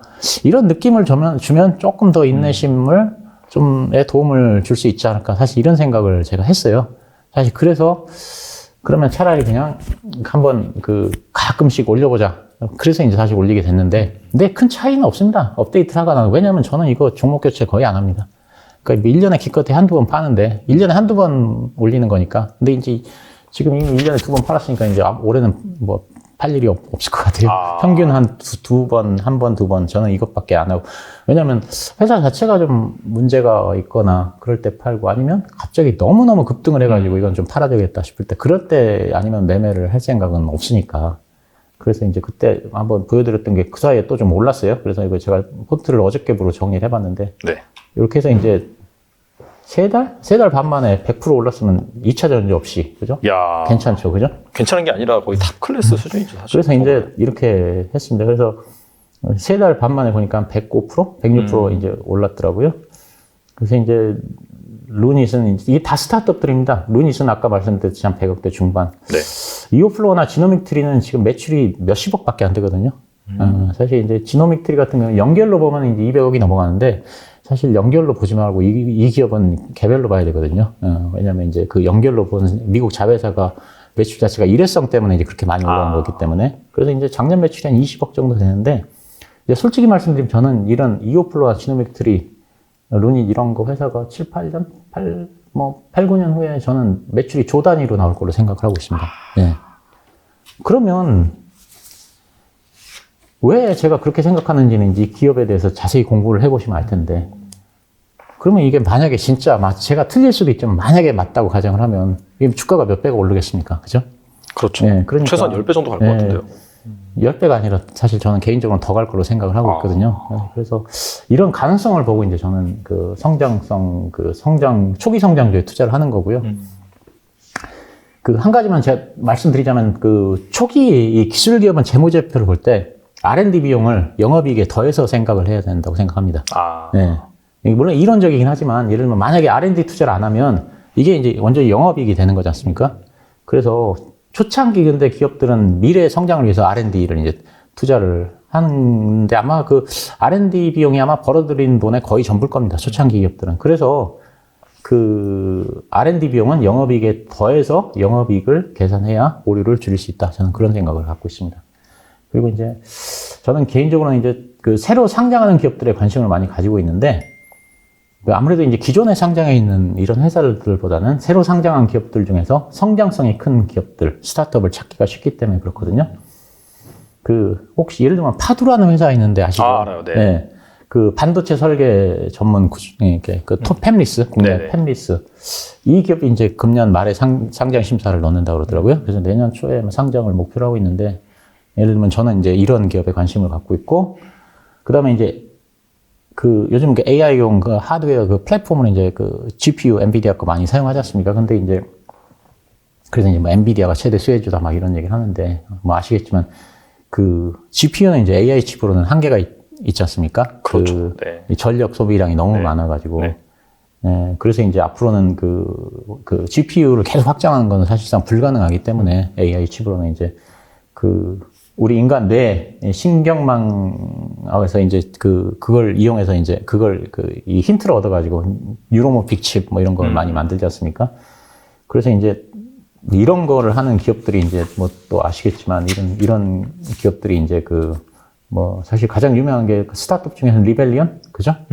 그다음에 뭐 사피온 뭐 이런 기업들이 있는데 이런 기업들도 아마 내년에는 상장을 할 테니까 이런 기업들한테도 또 관심을 가져보면 좋을 것 같고 네이버 웹툰 만약에 미국의 나스닥에 상장하면 이런 기업들 관심을 갖고 일론 머스크 스페이스X 이런 거 상장하면 관심을 갖고 뭐 이런 것 종목들에 주로 이제 관심을 갖고 있어서 이제 앞으로 또 상장할 기업들도 이제 계속 팔로우를 해 나가면서 이런 기업들 좋겠다 이런 생각을 많이 갖고 있습니다. 근데 이제 대부분 이제 직장인들이 큰 부담 없이 투자를 할 수 있는 금액이어야 되거든요. 그러니까 사실 포트가 100이 있으면 이런 거에 투자하는 거는 그 중에 아주 일부만 되겠죠. 뭐 전부를 할 수는 없으니까. 근데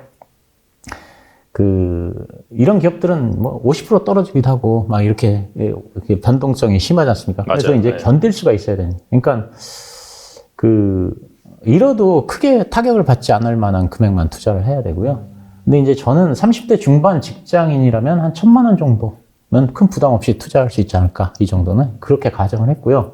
그래서 1,000만 원을 투자한다고 생각했고 그리고 은퇴 자금은 한 10억 정도가 필요하지 않을까 그렇게 생각을 했습니다. 그래서 30대 중반에 1,000만 원을 투자해서 50대 중반에 10억 원을 모으는 걸로 목표를. 그래서 20년 만에 100배 수익을 목표로. 그러니까 30대 중반에 1,000만 원 투자했더니 50대 중반 됐더니 은퇴 준비가 끝났다. 이런 걸 제가 생각을 해본 겁니다. 근데 이제 물론 이제 당연히 이제 실패할 수도 있고요. 저도 사실 엄청 많이 틀리는 사람이고. 그러니까 이제 이런 식으로 저 사람은 생각하는구나. 뭐 이 정도만 생각해 주면 되고, 절대 매수 매도 추천 아닙니다. 그리고 종목까지 뭐 따라라는 말씀은 절대 아닙니다. 그냥 이런 방법을 한번 고민해 봐라. 이런 말씀을 드리는 겁니다. 근데 사실 뭐 지금 종목이 5개잖아요. 네. 비트코인 포함을 해서. 근데 뭐 사실 여기에서 정말 보수적으로 하나만 성공을 했다. 예. 라고 해도 그 하나가 10배가 오르면은 전체 포트가 2배 오르는 거라서 예. 사실 뭐 그런 관점에서 본다라고 한다면은 뭐 그렇게 미친 장사는 아니다라는 생각이 들긴 하네요. 예, 저는 아무리 생각을 해도 맨날 주식시장 쫓아다니는 것보다는 사실은 굉장히 성장해 있는 기업을 초창기에 발굴해서 그 기업을 계속 지켜보는 거죠. 자기가 생각하는 대로 잘 가고 있는지. 사실 그렇게 해서 투자를 하는 게 좋은 방법이다. 제가 100배 정도 간 주식이 한국의 주식시장 얼마 있냐 봤더니 굉장히 많더라고요. 아, 100배가 많다고요? 네, 굉장히 많습니다. 아, 그래요? 네, 제가 리스트를 한번 이렇게 봤는데 굉장히 많습니다. 네, 다음에 제가 만나면 보여드릴게요. 그거 네. 한번 공통 좀 찾아보는 것도 괜찮겠네요. 네, 투자 관점에서. 네. 아, 그리고 네. 누닛이 앞서서 좀 설명을 해주셨고 네, 네. 레인보우 로보틱스 워낙 유명한 기업이니까. 네. 근데 이제 처음 보시는 분들을 위해서 이오플로우랑 지노믹트 관련해서 간단하게 좀 말씀해 주시면 좋을 것 같아요. 이오플로우하고 지노믹트리를 사실 말씀을 드렸는데, 이오플로우는 이제 당뇨 패치 이거를 이제 이렇게 만드는 회사인데, 미국의 인슐렛이라고 하는 회사가 이제 세계에서 첫 번째로 개발을 했고요. 지금 굉장히 성공을 했고, 그다음에 지노믹트리는 이제 대장암 진단 키트를 만드는 회사인데, 사실 이 금년 3분기에 방광암 진단 키트를 일단 미국에서 출시를 합니다. 사실 이거는 거의 99.9% 확정됐다고 저는 생각을 하거든요. 근데 이제 현재 시장에서 퍼시픽 엣지라는 제품이 이제 시장을 도미넌트 하고 있는데, 여러 가지 면에서 그것보다 훨씬 성능이 좋고, 그 다음에 이제 저기랍니다. 가격이 쌉니다. 그래서 이제 이런 전문가들이 얘기하기에는 이미 3분기에 제품을 내놓으면 1등은 이미 예약이 돼 있다. 이렇게 얘기를 합니다. 근데 퍼시픽 엣지라는 회사가 방광암 진단 키트를 미국에 내놨을 때 주가가 10배가 올랐어요. 네, 근데 그러면 이제 이 지노믹트라는 회사가 그걸 내놨을 때 퍼시픽 엣지만큼 안 오를지 몰라도 상당 부분 오를 수 있는데, 일단 그게 첫 번째 있고요. 그 다음에 지금 이게 매출액이 20억밖에 안 되는 회사인데, 금년 2분기, 3분기인가 2분기에 이제 이 대장암 진단 키트를 갖다가 신기술 의료 뭐라고 해가지고 이 실손보험이 적용이 된다고 합니다. 실손보험이. 그러면 실손보험이 적용이 되면 이제 사람들이 부담이 없기 때문에 이제 많이 소비가 되는 거죠. 그래서 이제 거기서 매출이 한 번 더 올라갈 걸로 보고, 그 다음에 지금 이제 대규모 임상을 하고 있는데, 이게 이제 이번 해에 끝나서 이제 내년부터 이제 그게 이제 식약처에서, 지금 식약처는 이게 사실 처음에는 돈이 없을 때 이 회사가 식약처 승인을 받아서 이 품목 허가 자체를 굉장히 한정적으로 받았어요. 그래서 지금은 보조 의료기구 이렇게 받았기 때문에 사용할 수 있는 게 굉장히 한정적이거든요. 그러다 보니까 이제 좀 크게 더 많이 사용할 수 있도록 하자 그래서 지금 임상을 대규모로 이제 하고 있거든요. 해가지고 금년에 이제 끝나는데, 그래서 이제 내년에는 이게 어떻게 되냐면, 그러면 이제 의료보험에 이제 적용이 되기 시작합니다.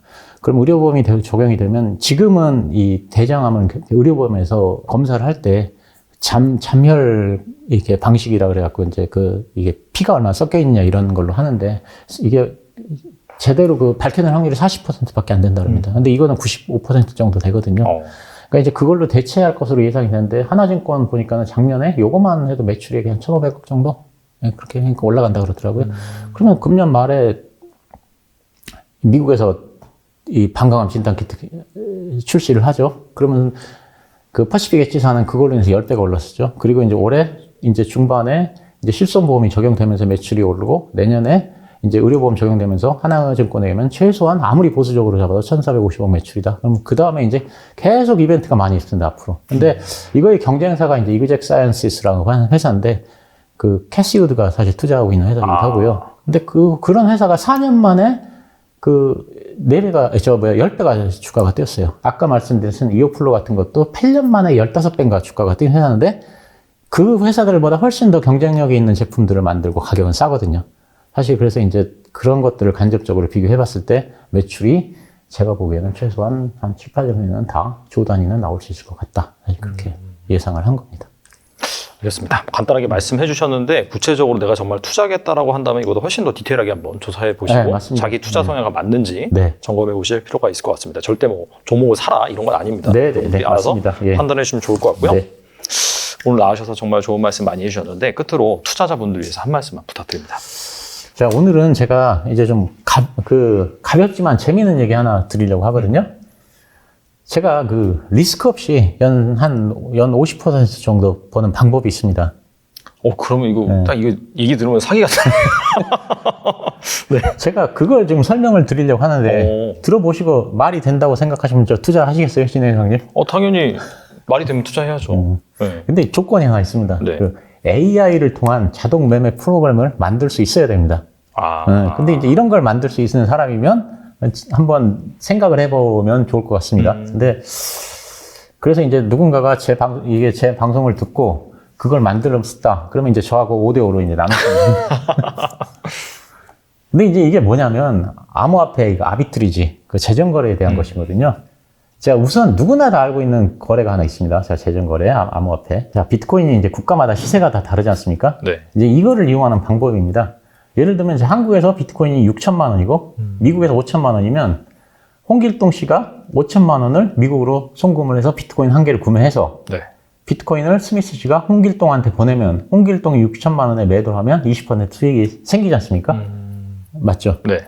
이거는 누구나 다 알고 있는 방법입니다. 그래서 2017년에 중국 사람이 사실 이 방법을 이용해서 우리나라에서 달러를 엄청 빼갔습니다. 맞아요. 네.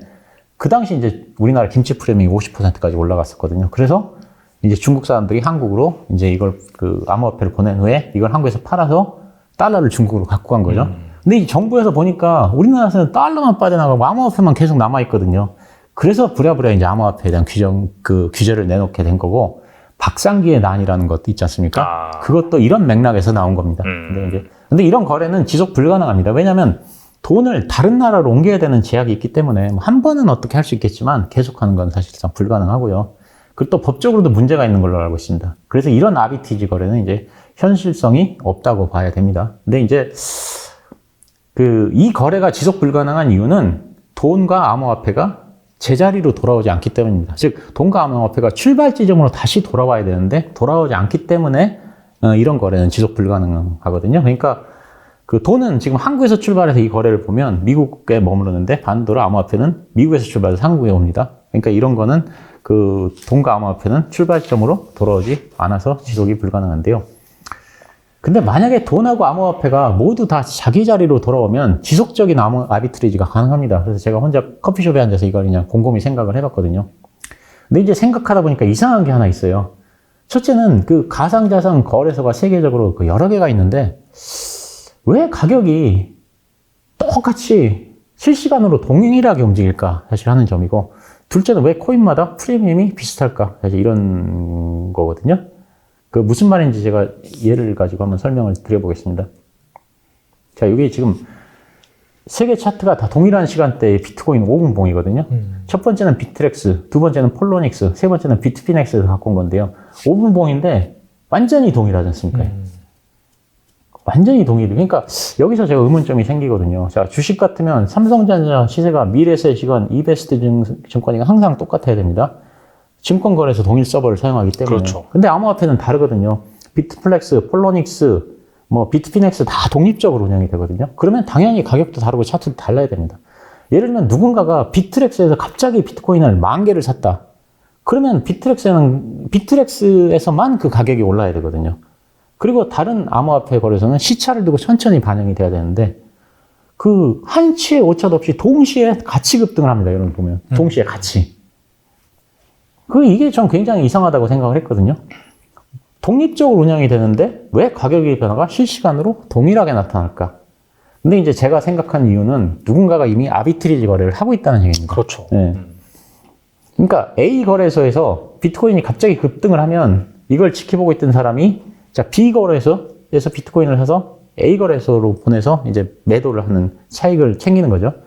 비트코인 시세가 5천만 원인데 갑자기 A 거래소에서 6천만 원을 치솟으면 이걸 보고 있던 사람이 B 거래소에서 5천만 원에 사서 일로 보내서 6천만 원을 챙기는 거죠. 이런 건데 근데 이렇게 하면 이제 돈을 가져오기가 굉장히 어렵습니다. 아까 말씀드렸듯이 돈은 이제 여기서 일로 이동한 상태인데 코인은 여기서 일로 이동한 상태이기 때문에 사실 그게 어렵거든요. 그래서 제가 보기에는 코인 간 스프레드를 이용한다. 이런 생각을 하고 있습니다. 무슨 얘기냐면, 자, 현재 예를 들면 암호화폐의 김치 프리미엄이 5% 수준을 유지하고 있다고 하겠습니다. 그런데 갑자기 누군가가 한국에서 비트코인을 대량으로 매수를 합니다. 그러면 비트코인이 우리나라에서는 갑자기 오르지 않습니까? 그러면 김치 프리미엄이 순식간에 10%로 올라갑니다. 그러니까 딴 데는 다 똑같은데 한국에서 누군가가 갑자기 비트코인만 사게 되면. 그러면, 근데 이더리움은 사질 않았으니 여전히 5% 똑같은 프리미엄이고요. 그러면 비트코인하고 이더리움 사이에는 5% 프리미엄 차이가 생깁니다. 그죠? 그러면 누군가가 한국에서 이더리움을 사서 미국으로 보냅니다. 그러면 미국에서는 프리미엄이 우리나라가 5%더 붙었으니까 5% 싸게 팔아서 95만 2천에 팔고 그 돈으로 비트코인을 매수하면 비트코인은 프리미엄이 한국 10%니까 10% 싸게 살 수 있는 거죠. 그래서 한국으로 갖고 오면은 이 10%의 차익을 남길 수 있는 거죠. 그래서 이더리움에서 5% 손해보고 비트코인에서 10% 이익으로 보면 4.72%의 수익이 나는 거거든요. 사실 근데 이런 거는 계속 연속적인 거래가 가능합니다. 왜냐하면 돈이 한국에서 출발해서 한국으로 오고 그렇기 때문에 코인과 그 돈이 제자리로 돌아오기 때문에. 그래서 이제 제가 보기에는 이런 식의 아비트레이지 거래들이 광범위하게 이루어지고 있다고 생각을 하거든요. 그 증거가 이제 아까 말씀드렸듯이 그 코인 거래소 간에 그 코인 가격이 실시간으로 동일하게 움직이고요. 영국에 있는 비트코인 가격이 오르면 미국에 있는 비트코인 가격도 실시간으로 오르게 되고. 그죠? 근데 이제 두 번째는 암호화폐 프리미엄이 다 똑같아요. 예를 들면. 자, 이게 제가 보면은 이게 제가 한번 캡처를 했었는데 이게 이제 제가 동일한 시점 때 캡처를 한 건데 지금 보시다시피 그 글로벌 이 김치 프리미엄이 다 1.8에서 2.4 사이로 다 똑같습니다. 2%에서 크게 벗어나지 않습니다. 왜냐하면 이게 프리미엄이 벌어져 버리면 아까 말씀드렸듯이 이게 아비트레이지를 순식간에 거래를 하기 때문에. 근데 이런 거는 이제 사람이 할 수 있는 게 아니고 AI가 순간적으로 기회를 포착해서 사실 이런 거래를 해야 되지 않습니까? 그래서 이미 많은 사람들이 하고 있다고 판단이 되지만 이런 시스템을 다른 사람보다 조금만 더 빨리 돌릴 수 있는 그런 시스템을 만들면 사실 리스크 없이 돈은 굉장히 많이 벌 수 있다. 사실 그렇게 생각을 하거든요. 그래서 이제 물론 비트코인 갖고 설명은 드렸지만 비트코인은 이런 거래는 적합하지 않습니다. 속도가 느리기 때문에 빠른 다른 암호화폐를 사용해야 되는데 그냥 개념적으로 이제 이해하기 위해서 비트코인을 그 예로 든 거고요. 근데 이제 제가 이거를 제 책에 써놨는데 아무도 관심을 안 갖더라고요. 그래서 이제 제가 한번 설명을 드려봤어요. 근데 아비트레이지라고 하는 게 이제 생각보다 좋은 기회를 줄 때가 많이 있습니다. 제가 이제 SK 이노베이션에서 원유 트레이딩 관련 일을 할 때도 가끔 이용했는데 예를 들면 아프리카에서 이제 굉장히 좋은 그 원유가 많이 나오거든요. 예를 들면 나이지리아의 포카도스라는 원유 같은 것들이 굉장히 양질의 원유거든요. 근데 이제 이런 것들을 사지 못하는 이유가 그 아프리카 원유들은 브렌트 연동입니다. 근데 이제 저희 나라들은 다 두바이 연동을 그렇죠. 사거든요. 그리고 이제 아프리카는 운임도 비싸고. 근데 어느 순간에 뭐 스퀴즈를 당한다든가 이래가지고 두바이 가격이 폭등을 하고 또는 브렌트 가격이 폭락을 하고 이러면은 이제 그때는 이제 나이지리아 원유 가치가 브렌트 연동이기 때문에 저희가 그거를 사가지고 그냥 그 스프레드를 헤징해 버리거든요. 사실 그러면 이제 사실 경제성이 좋으니까 아비트레이지라고 하는 게 사실은 가끔 이렇게 좋은 거래 찬스를 만들어 줍니다. 제가 이제 마지막으로 살로만 브라더스 얘기 하나만 잠깐 하면 살로만 브라더스가 폴 모저라는 사람이 이제 채권 거래를 불법적으로 해가지고 이제 사실 시티그룹에 합병이 되면서 사라졌지만 이 살로만 브라더스는 사라지기 전까지만 해도 채권 거래에 압도적인 경쟁력을 가진 회사였거든요. 연 수익률이 채권에서로만 30에서 60%씩 꾸준히 냈습니다. 근데 이제 이렇게 엄청난 거수익을 내는 게 무슨 특별한 비법이 있는 것처럼 생각하기 쉬운데 사실 굉장히 간단한 구조거든요. 예를 들면 A라는 만기 10년짜리 국채가 있는데 이게 5년이 지났습니다. 그럼 국채가 이제 5년 만기가 남은 거지 않습니까? 발행을 10년 전에 됐고. 근데 B 국채는 5년짜리인데 막 발행됐습니다. 그러면 A라는 국채는 10년짜리인데 5년 전에 발행됐고, 그래서 지금 이제 5년 남았고, B 국채는 새로 발행이 됐는데 5년 남았고, 그러면 두 국채 가격이 똑같아야 되지 않습니까? 근데 시장에서는 그 국채가 다르거든요. 통상적으로는 이제 새로 발행된 국채 가격이 좀 더 높습니다. 그러면 이제 살로몬 브라더스는 만기 5년 남은 10년 국채를 사고, 막 발행된 5년 국채를 공매도를 쳐가지고, 그 두 국채 사이의 스프레드를 이렇게 확보를 합니다. 근데 이제 시간이 지나면 자연히 국채 가격이 같아지겠죠. 그래서 이제 그래 같아지면 스프레드를 청산해서 돈을 버는 구조인데 리스크 없이 이제 그래서 이런 아비트레이지를 이용해서 이제 돈을 번 건데 리스크가 거의 없으니까 얘네들은 한 20%씩 뭐 레버리지를 사용했거든요. 그래서 이제 엄청난 돈을 벌게 된 건데 사실 아비트레이지는 이렇게 착 보고 있으면 여러 가지로 사실 이제 그 트레이딩 기회가 많이 생기거든요. 그래서 오늘은 재미삼아 이제 이런 걸 말씀드렸고요. 여러분 모두 다 성공 투자 하시기를 바랍니다. 감사합니다. 네, 뭐 마지막 얘기 같은 경우에는 정말 좀 돈 받고도 알려진 비법 중에 하나인데 아마 이런 거 한번 들어보셨을 텐데 실제로 뭐 구현이 가능하신 분들 같은 경우에는 한번 고민해 보시면은 또 이게 자동 수익이잖아요. 어떻게 보면은 네. 그렇죠? 또 근데 실제로 하다 보면 또 약간 뭐 변수가 있을 수도 있어요. 그래서 그런 분들 여러분들이 한번 시도를 해보시면 어떨까라는 생각이 들고 전반적으로 또 다양한 시각에서 좋은 인사이트 제공해 주셨는데 꼭 맹목적으로 나 저렇게 투자해야겠다라기보다도 하나의 의견으로 참고를 해주시고 여러분들이 스스로 공부하셔가지고 좋은 투자 의사결정 내리셨으면 좋겠고 그 다음에 더 궁금하다라고 한다면은 또 대표님 채널에서 계속해서 말씀해 주시고 계시기 때문에 꼭 1100만 TV 채널 가서 보시기 바랍니다. 지금까지 1100만 대표님 나오셔서 감사합니다. 네, 감사합니다.